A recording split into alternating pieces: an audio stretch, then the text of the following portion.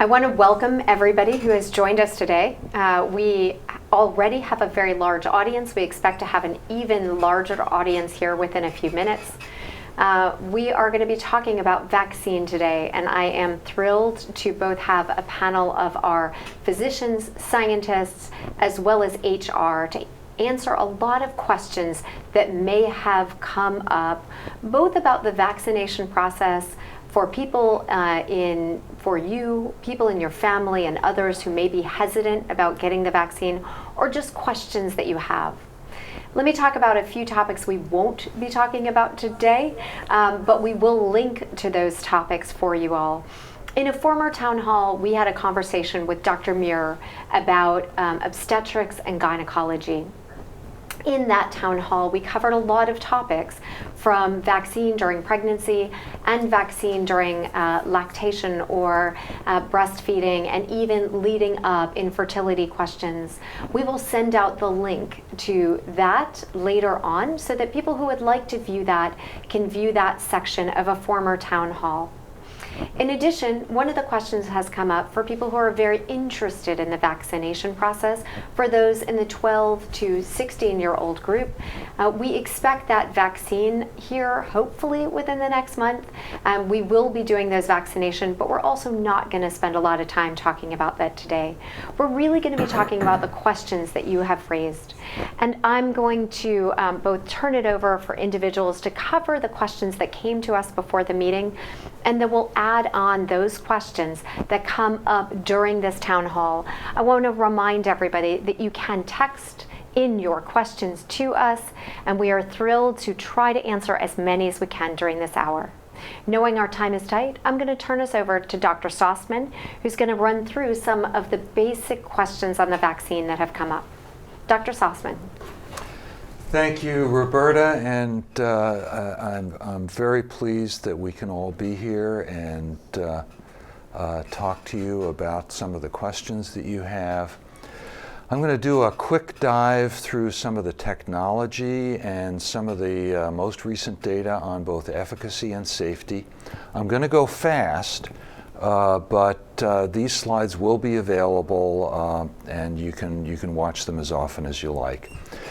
So let's talk about the messenger RNA vaccines. A lot of questions about those. You can think of RNA as kind of like a set of instructions for your cell to make a protein. The way it works, the vaccine delivers some messenger RNA inside a little bubble of fat. It goes to your cell, it instructs the machinery of your cell to make the spike protein of the coronavirus. And that is what trains your immune system. Importantly, the RNA does not enter your cell nucleus or incorporate into your DNA. There is absolutely no way this can happen. So the question of altering DNA doesn't happen, can't happen. Were they developed too fast? Why is this new technology all of a sudden, burst into the news? Well, just want you to know that messenger RNA therapy has been researched more than 40 years.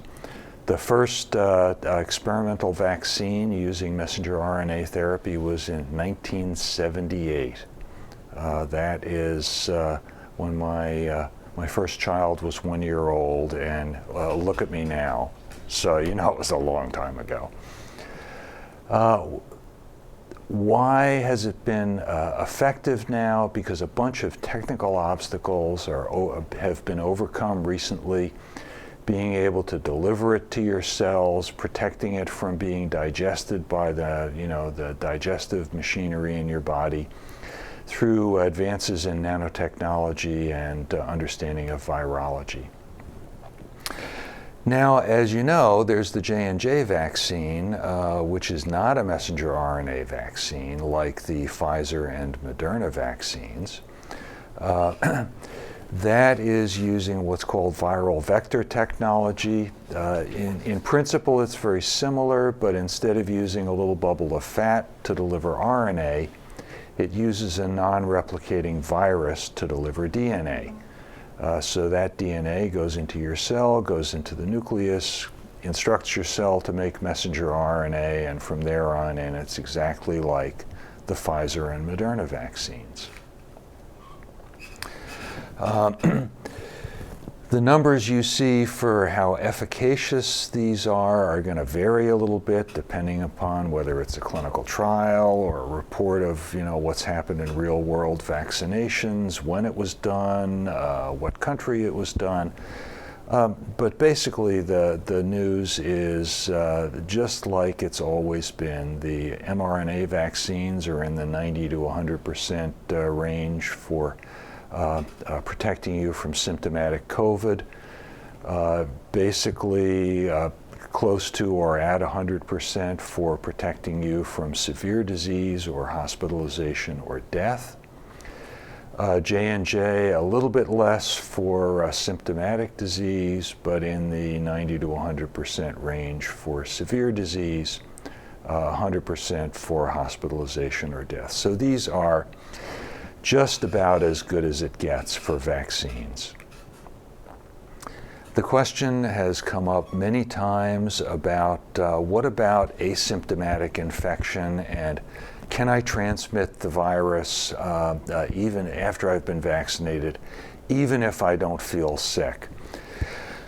We don't know this 100% yet.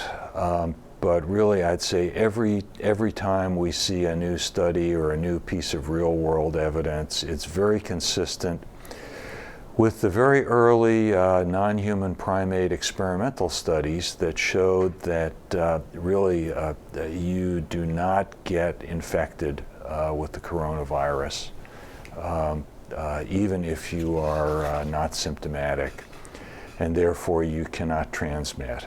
Now, we don't have this nailed down 100% yet, but it's really starting to look like that is the case for the 3 vaccines that are approved by the FDA. Some of the other vaccines in use in other parts of the world, we could not make this statement. But for the ones here in the US, it's really starting to look that way. There is a ton of real-world evidence now. Large numbers of people, hundreds of millions of people have been vaccinated worldwide with these vaccines. The data is really consistent with what I just showed you. The country of Israel, the country of Scotland, England, what we've seen here at Houston Methodist among our own employees, sick leave, positive COVID test rates. A big study that was just done by the CDC that included both symptomatic and asymptomatic infections showed a reduction in vaccinated people by 97%. So the real world data is very consistent. These are great vaccines. They really do protect you. What about the safety piece? I mean, I understand totally reasonable for people to be worried about safety. It's a little different than being worried about getting COVID, because getting a vaccine is something you have to actually positively go out and do. And so the risk seems a lot different psychologically. Know that the FDA and the CDC are daily monitoring 12 different safety databases, including the CDC, the FDA, the Department of Defense, Veterans Affairs. These vaccines are under the microscope. The clinical trial data in almost 100,000 people who got the vaccine showed basically no severe reactions beyond what was seen in the placebo group or the general population. And there is now 6 months of safety follow-up on thousands of people. There is no doubt that these will be submitted to FDA for full approval this year. I have basically no doubt that they will get full approval. Really, the main difference between EUA and full approval is how long the follow-up is, and they're now over that finish line.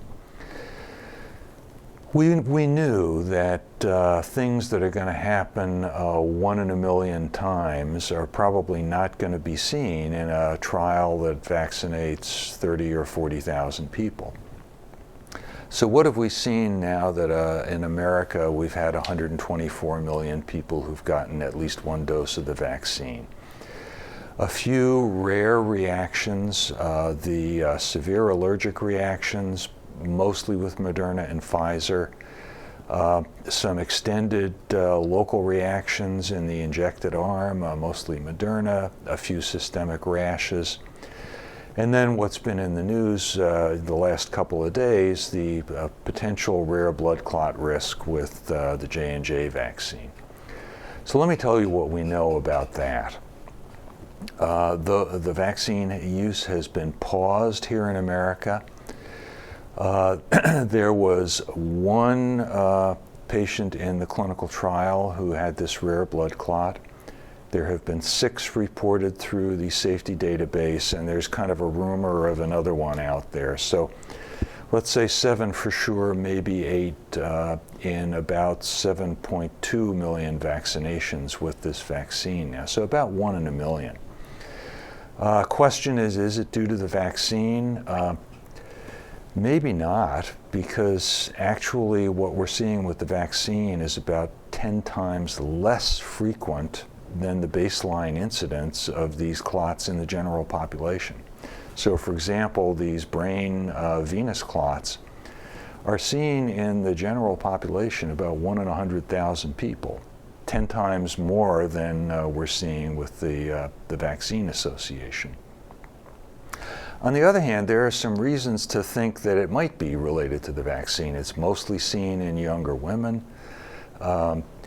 It's associated with a low platelet count, which is a kind of a particular clinical picture. The AstraZeneca vaccine in use in Europe also uses a viral vector technology, a different one, but nevertheless a viral vector technology.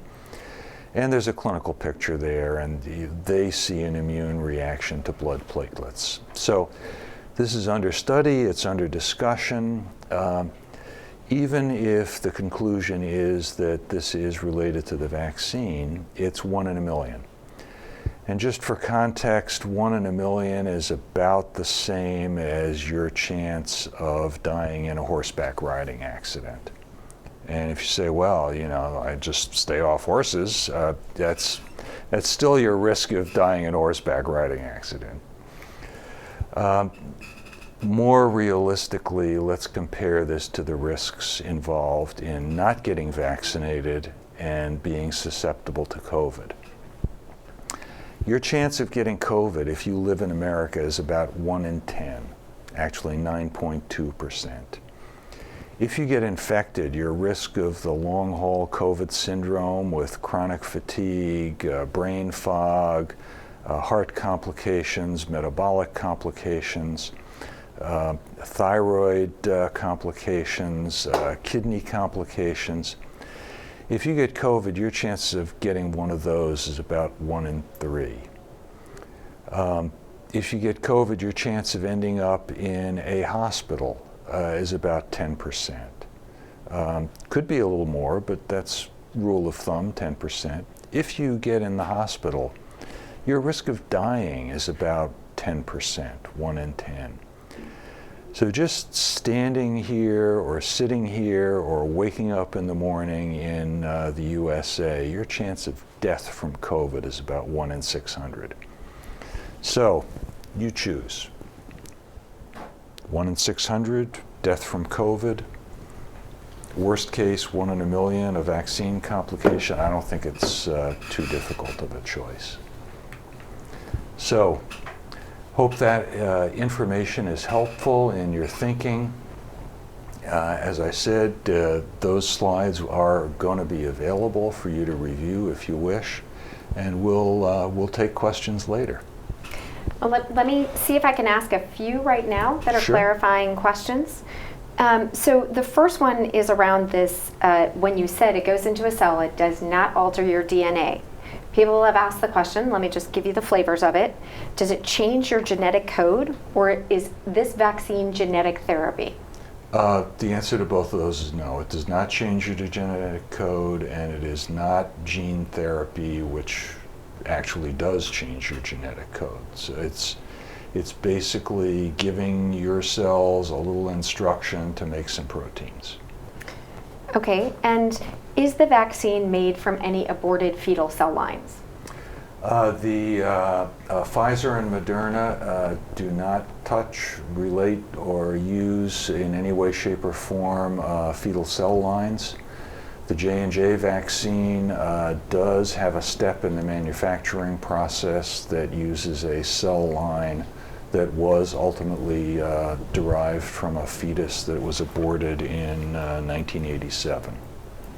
Could this vaccine cause cancer or other types of kind of diseases that you may not have had before, but suddenly crop up because of the vaccine, aside from what you've presented today?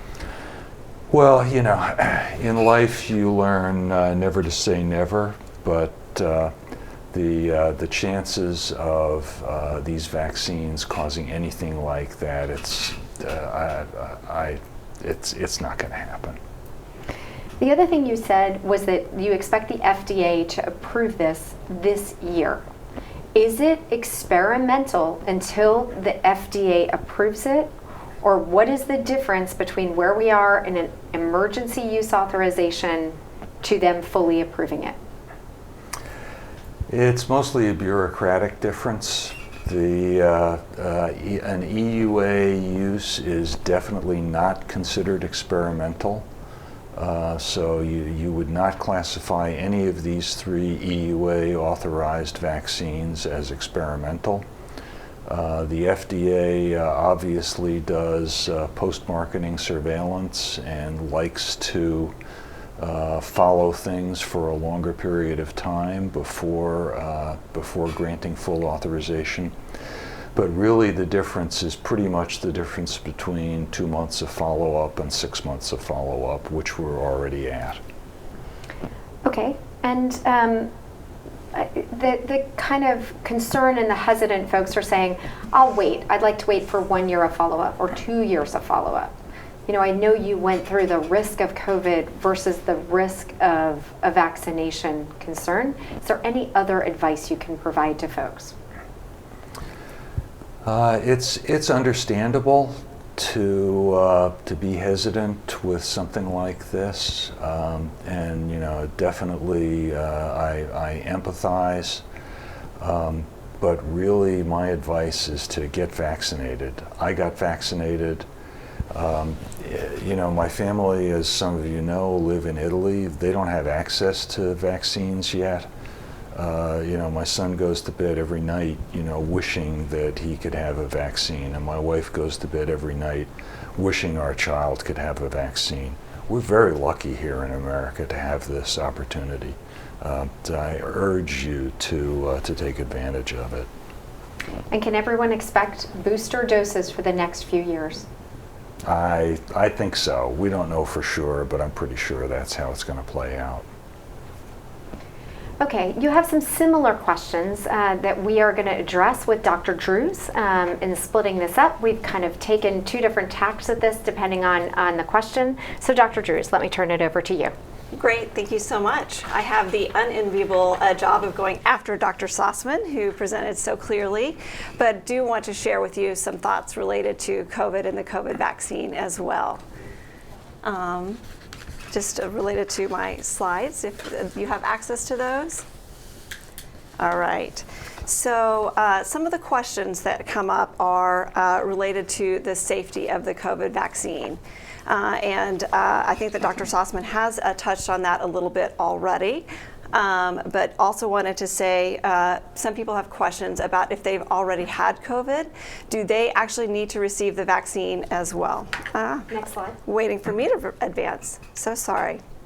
All right, so talking about the vaccine efficacy versus the variants too. So we'll talk about that first and then whether or not you need to get vaccinated if you have had COVID. So there's been lots and lots of talk right now about variants. I mean, you can't turn on the news without hearing things related to variants. And, you know, it's very concerning. Everyone is concerned about it. And, you know, if I get this vaccine now, is it really going to be helpful? What's the long-term effect of it? Am I protected protected against the variants. So obviously this is an evolving science. As the virus is evolving, our knowledge about the vaccine and its efficacy against the variants is also evolving. But we are getting more and more data coming in, and it is encouraging. The current vaccines are highly effective against preventing severe disease and death from COVID, including the variants. The current vaccines do have different efficacies against mild disease and asymptomatic infection, depending on the variant, with concern for decreased efficacy against the South African variant that we've heard about, and also the double variant from India in particular. So one of the first variants that showed up that people have been following is the B117 variant that first emerged in the United Kingdom. And that Pfizer and Moderna have both looked at their vaccine, and their vaccines retain efficacy against this variant, which is really good news for us because that has become the predominant variant here in our Houston area as well. So the vaccine still retains high efficacy against this variant. There's a P1 variant from Brazil, and early studies show that the vaccine efficacy is expected to be roughly equivalent against this variant as well. So also good news. The South African variant that I just touched on, the B1351 variant, Pfizer and Moderna vaccines do retain efficacy against the South African variant, but the antibody titers that are produced are lower than for other strains. So the efficacy is thought to be 2/3 for Pfizer, or 6 to 9 times lower than for Moderna.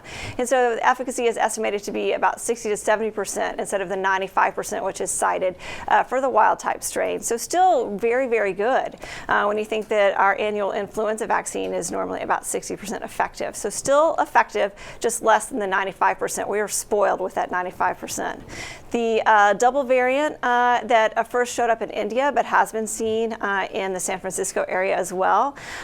So that has not been as well studied yet, but vaccine efficacy against this variant is suspected that it will be slightly less effective at preventing infection with this variant. So more to come on that. And really, I would say that our most effective tool against the variants is to achieve herd immunity. The more the more virus that is circulating in the community, the more chance there is for mutations and development of other variants. So the sooner that everyone is vaccinated, the less we have to worry about the variants. And then, as I was saying earlier, so lots of people have asked, I already had COVID, I have antibodies, do I really need to get this vaccine? So people who have had COVID before and people who have antibodies are still recommended to get the vaccine. And there are a couple of reasons for this. The level of protective antibodies that are generated in response to the vaccines that are currently available tend to be higher than those produced by natural infection. And it is still unclear exactly how high your antibodies need to be in order to prevent infection, but higher is obviously better and more likely to prevent you from developing COVID if you're challenged again in the future.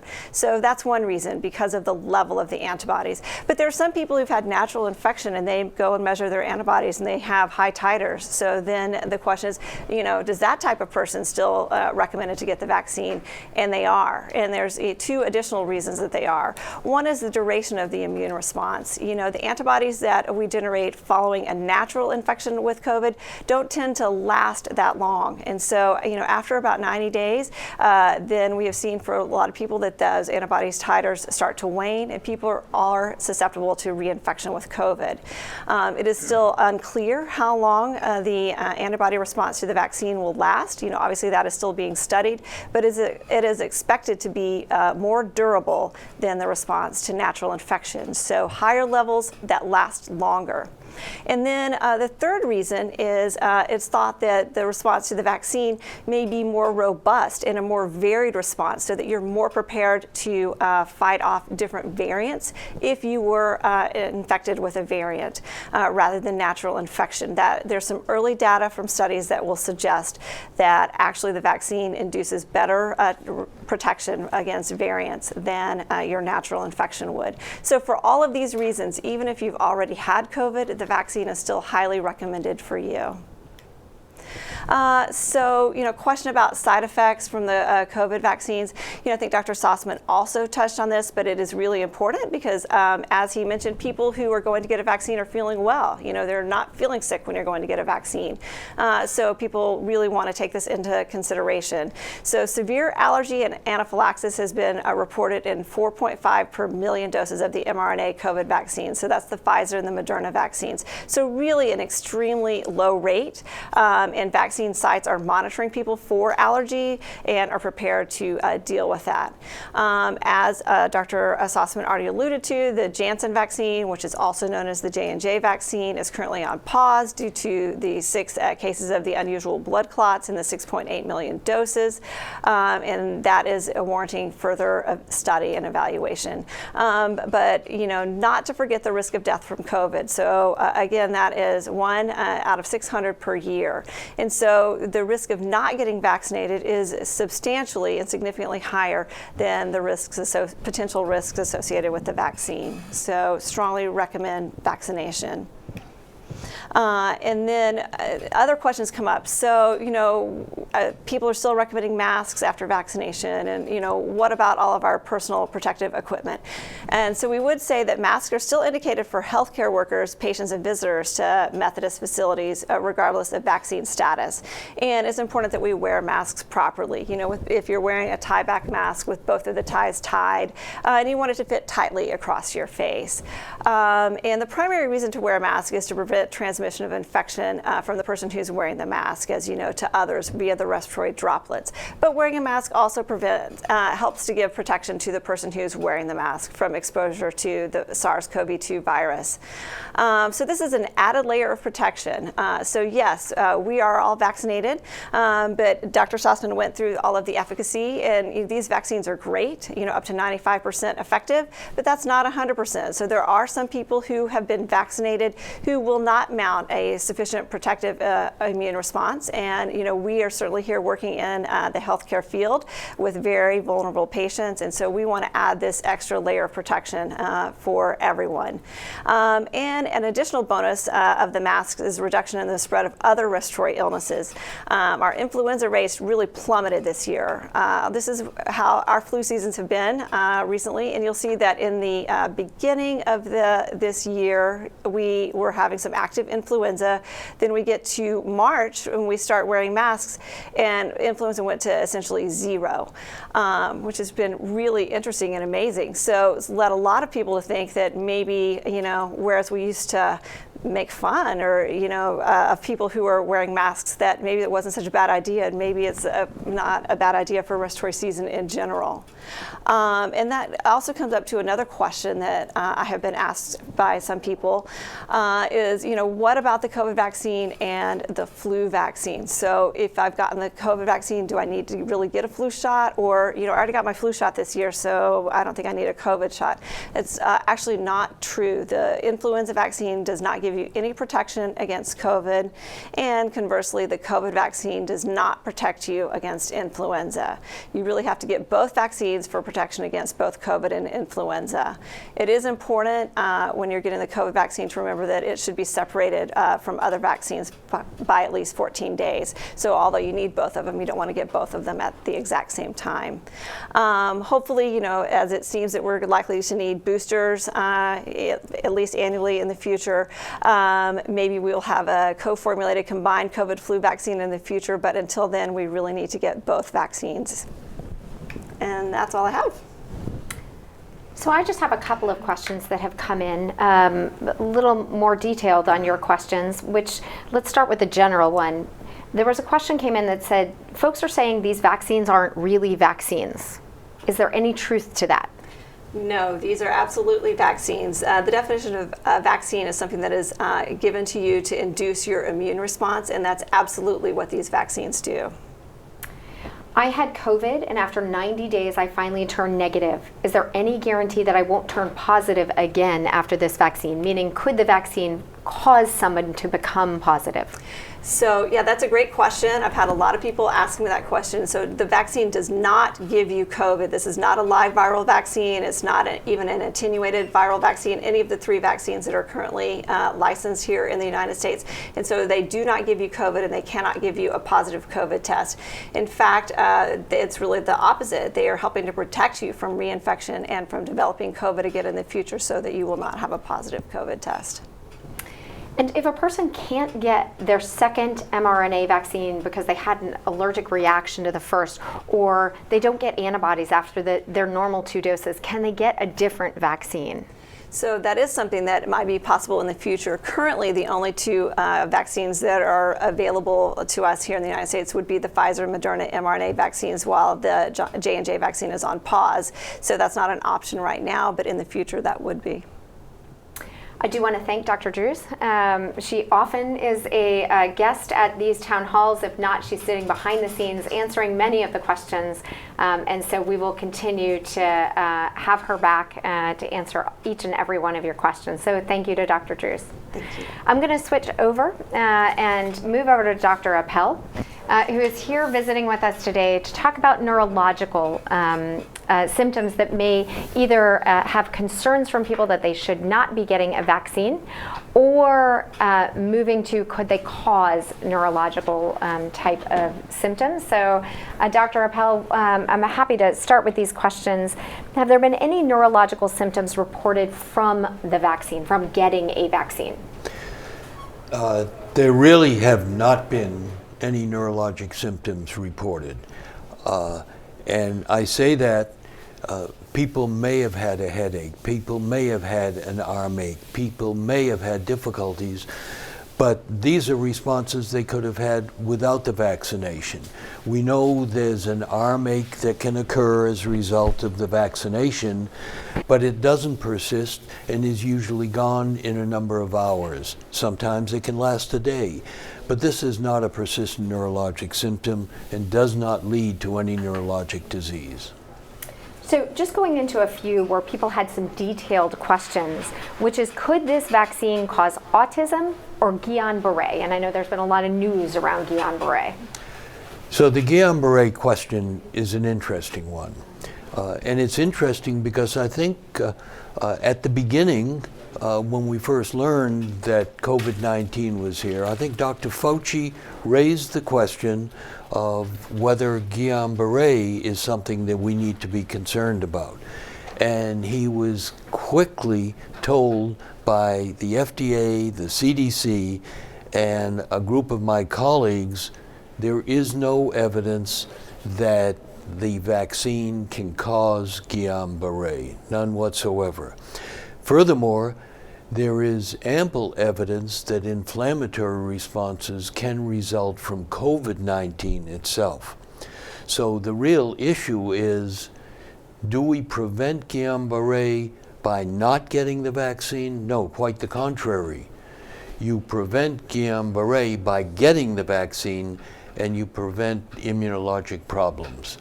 Now, the other issue is autism. And I must say I'm not an expert on autism, but I did, in anticipation of this question, look at the data, and to my knowledge there are no data that suggest the vaccination can cause autism. Here's an issue with regard to neurologic difficulties. COVID-19 does involve the nervous system in a large percentage of cases of patients with COVID-19. The reason we know that, loss of sense of smell, loss of taste, those are CNS involvements from COVID-19. The bottom line is Guillain-Barré can hit 1 in 100,000 in this country without vaccine and without any provocation. And the incidence of Guillain-Barré associated with any form of vaccination, whether it be flu or Guillain-Barré, is practically zero. I would bring up one point, and one of the questions might be addressed with regard to the old swine flu vaccine, because there was an example in the late 70s where there was a documented increase in Guillain-Barré, and in fact, all sorts of insurance companies got involved. I was involved as a panelist to determine whether it was due to the vaccine or would have happened otherwise. There is no such evidence of an increased incidence of Guillain-Barré from the present vaccinations, so please get vaccinated. So let me flip the question on its head a little bit and just talk about the safety of taking the vaccine if you are somebody with a history now of Guillain-Barré, autism, Down syndrome, or CP. That's a great question. And here's the answer to that question. You're more likely to get a worsening of any condition you may have as a consequence of COVID-19, and that risk is dramatically decreased if you don't get COVID-19. Therefore, the vaccination is safe. Please get vaccinated. There's been a lot of studies kind of in a slightly different area on long haulers who have had COVID-19 who are now having neurological issues, as well as people saying, wait, I'm a few months out and I'm still tired from the vaccine or possibly having had COVID-19. What are you seeing in terms of long-term neurological issues from COVID-19? That's an issue that we're really very, very bothered by. If you go back to the Spanish flu in 1918, there were a number of sequelae of the flu back then, but the major sequelae came 2 years, 3 years, 5 years later, and we had an increased incidence of what was called post-encephalitic Parkinsonism.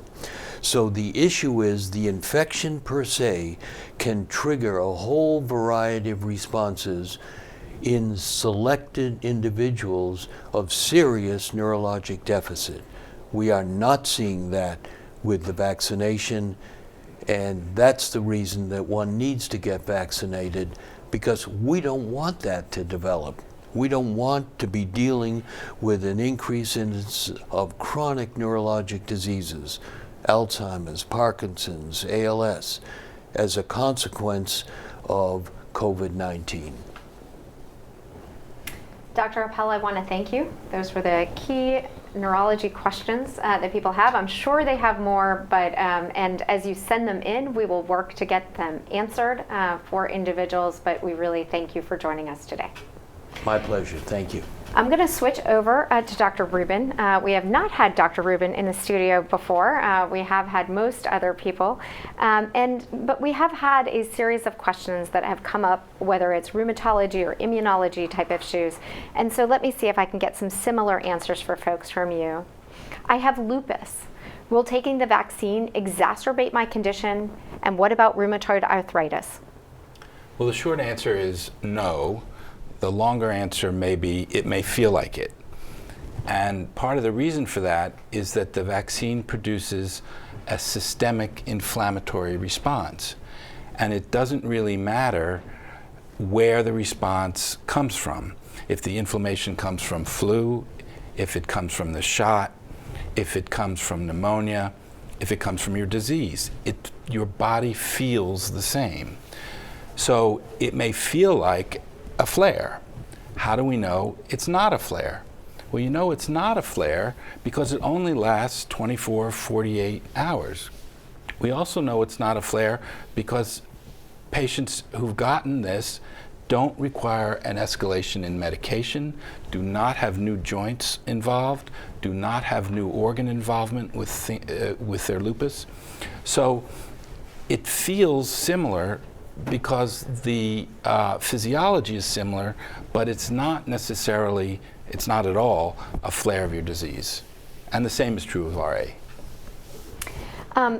So as a result of taking the vaccine, are you seeing new patients in clinic that have developed things because they believe of taking the vaccine? No, not at all. And what about things that people may be feeling, tingling, hands, feet, bone in their, pain in their joints? Is this something being caused by the vaccine, or are you saying really that's a 24-hour response to this and don't worry? Yes, I think that this is your body's natural inflammatory response to what the vaccine creates, and it is a transient thing. It does not cause worsening of your underlying disease or progression of your rheumatoid arthritis or scleroderma or any of those things. Or a development of one because of it. Correct. So if you take medications for any of these type of diseases, concerns, conditions, should you make any alterations on what you're doing before you take the vaccine and or after you've had the vaccine for any period of time, or just go like normal? Well, it depends on the intensity of the disease. Obviously, anything that causes immunosuppression may blunt your response to the vaccination. And so you would want to reduce that if possible. The problem is, if reducing it causes the underlying illness to flare, you may get sicker because of the disease than a problem with the vaccination. And as Dr. Sostman says, the likelihood is that there will be boosters if your response is blunted. So no, I think it's important to go forward with the vaccine. There are adjustments that we can make. If the disease is not particularly active or not particularly problematic, and you can miss the medication, let's say for 2 weeks before, 2 to 3 weeks after the second, then that would be ideal and your response would be maximal. But if that means you're not getting out of bed or that your disease flares, no, take the medicine and we'll deal with the antibody response later. So for your patients, you see an awful lot of patients. Your recommendation for all of these patients is take the vaccine. No question about it. I've taken the vaccine. My wife, who works here, takes the vaccine. Shout out to OPC OR. My son has Crohn's disease. He's taken the vaccination. I think it's important, and I would echo what everyone said is whatever happens with the vaccine, it's worse to get the disease. Thank you, Dr. Rubin. My pleasure. Batting cleanup in our lineup today is Dr. Phillips. And most of you have heard from him throughout this last year. He's the person who's been writing to you either 1, 2, 3, or 7 times a week, sometimes more often, as he is the person that we get our news from about everything from what's going on as employees to what's going on within the hospital and the pandemic. So as I maybe get a slight bit repetitive, but kind of finish on some last notes, how long do you believe that this vaccine is going to be effective for? And kind of as we look to the booster, what should people set as their expectations of the future, both in terms of this being protective for them, as well as what they can expect to kind of keep that effectiveness going?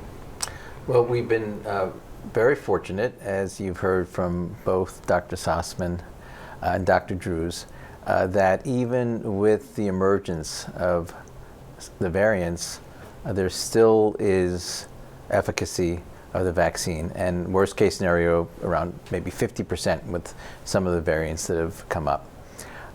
We know from flu that in that case, we get a yearly vaccine because the flu vaccine does mutate a fair amount, so we need a new vaccine every year.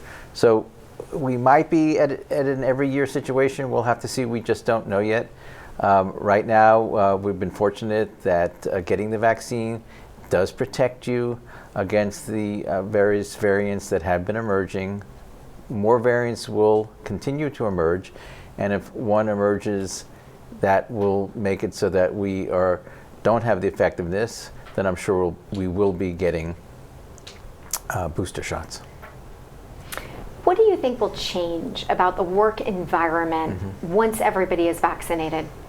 Yeah, once everybody's vaccinated and there is low level of virus in the community, We may be able to go to a point where we're not wearing masks during times when it is not an infectious season.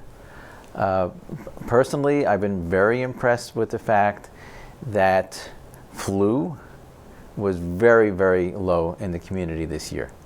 And the only way that can be is because there was masking. So we may be in a situation during flu season that we're wearing masks like we did this time now, and we prevented infection among ourselves and with our patients.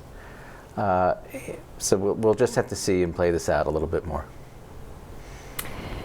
You know, a lot of people ask, and we're still, even this moment, getting questions of, wouldn't it be better if we just waited? Wouldn't it be better if we just waited until we knew a little bit more, had more time? That's probably the thing I get asked the most. After, is it experimental? Can't we just wait? Yeah, I'm a little perplexed by that. I'm not sure what we would be waiting for. I mean, we've had 100 million vaccinations. We've had an enormous amount of experience with vaccinations and the actual lack of side effects over the past 2-3 months. So I'm not sure what people would be waiting for, what they think. We have so much information at this point that it's very unlikely that we're going to find anything new with the Pfizer vaccine and with the Moderna vaccine. And even at this point with the J&J, I mean, it is remarkable, and I think that Dr. Sostman pointed this out, that one of the things I think we can rejoice in is the fact that the detection systems that we have in place to detect an adverse event are so good that they were able to detect a 1 in a million event. I mean, that's really remarkable. I mean, that's way more than a needle in a haystack. So I'd say that we have very good processes in place that have been able to monitor and detect adverse events. For the Pfizer and the Moderna vaccine, we have not seen these. These are available to you, and I think they are extremely, I know they are extremely safe. Yeah, I often when I'm asked that question, I kind of say, you're playing chicken with getting COVID-19, and why would you play that game of chicken? Right now in the hospital, we're starting to see a younger and younger population, whereas at the beginning of this pandemic, it was 75 and 80-year-olds that are sitting in our beds. Today, it's 30 and 40-year-olds that are sitting in the beds. So if people feel like they can outrun COVID-19, it's possible, but that's just a chance I think all of us believe that you do not want to take. What about visitors? Are we going to require people coming into the hospital, whether it is visitors, other people, all kinds of folks that can potentially give us COVID even after we're vaccinated? Are we going to start making those requirements of those individuals? So clarify that for me. Do you mean for vaccination? For vaccination. Yeah. Well, I think we would if we could, but we're not able to. I mean, they're considered customers, so we're not able to demand that they are vaccinated. We would keep them masked, at least during this time, that's for sure. And if the majority of people are vaccinated, can we go back to meetings without masks? Can we have big weddings? Can people finally celebrate the things that they want to with large crowds that are fully vaccinated? So I think one of the things that Dr. Boom has been emphasizing, and it's really important, is you have to trust the vaccine. And we've been saying that once the vaccine is given to enough people where we get herd immunity, we will be able to go back to normal. So it's going to be more than the majority, right? And that's why I think that from your responsibility to society to enable us to gain back our freedom, we'll be freer faster once we get to herd immunity, and that's going to be around 70 to 80% of people vaccinated. Once we get to that, then I think we'll be able to be in a situation where, we'll be able to freely move around, do things that we did before, and socialize. What about long haulers? Long haulers, should they get the vaccine? Any concern with that? Yeah. So what it appears that now is that everybody benefits from getting the vaccine, and that people who have had COVID actually have a exuberant and good response in terms of antibody response and cellular immunity response. So they should get them. And I would say, though, to folks who are still reluctant, one of the slides that Dr. Sostman showed is that 30% of people who have COVID have some lingering effect. And some of these effects are loss of smell, loss of taste, fuzziness in your brain, fatigue that goes on for long periods of time. I can't imagine why you'd really want that. Okay, what are the conditions that will end masking? Yeah, so I think when we get to around 70, 80% of herd immunity, we'll be able to get to that.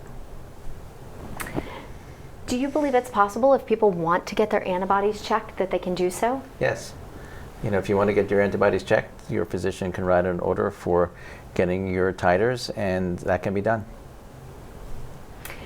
And are there risks of having, when you are positive for COVID, should you get your vaccine or not get your vaccine right then? Yeah, so it appears now the best evidence that we have is that after your symptoms have resolved, then you should get the vaccine.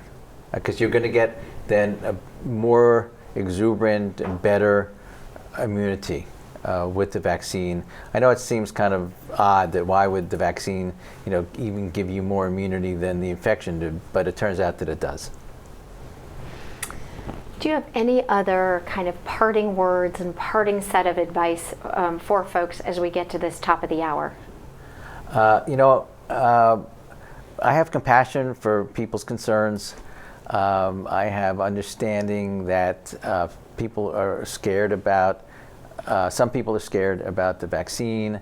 I understand that some people feel that it's their right and that you're interfering with their freedom.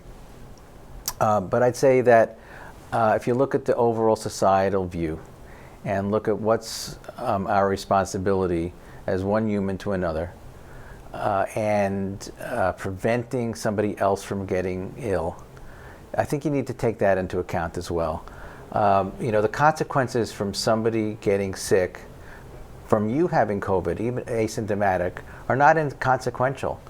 There's death, there's long-term disability, there's long-term problems that they have.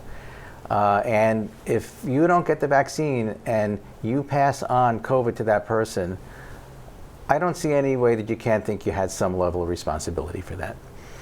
So, we have an intervention that is safe, that's effective, and that will prevent other people from getting COVID and will bring this horror that we've all had to an end. And the sooner that we all get vaccinated and we develop herd immunity, that will happen, and we'll be able to go back to our normal lives, and to be able to enjoy ourselves, our friends and our family and our loved ones again.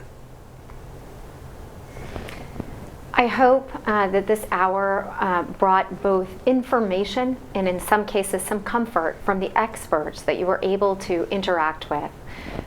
From neurology to our research institute, from infectious disease, from rheumatology and immunology. It is very important that we were able to bring you that information, as well as from our chief medical officer and our HR. I know these are not the only questions that you will have, and we encourage you to continue asking these questions. So we look forward to getting them answered, whether it's through Ask COVID, through your management, or through HR and employee health. Thank you for tuning in to this town hall, and we look forward to being with you again should we need to both bring this session back as well as others. We will have, as soon as we both get this and get a clean version, we will get this out to people should you want to share sections of this with your friends, family, or other individuals who maybe have questions, as we need to both move our community, both local, nationally, and internationally, to a place where everyone is vaccinated. Thank you very much for tuning in.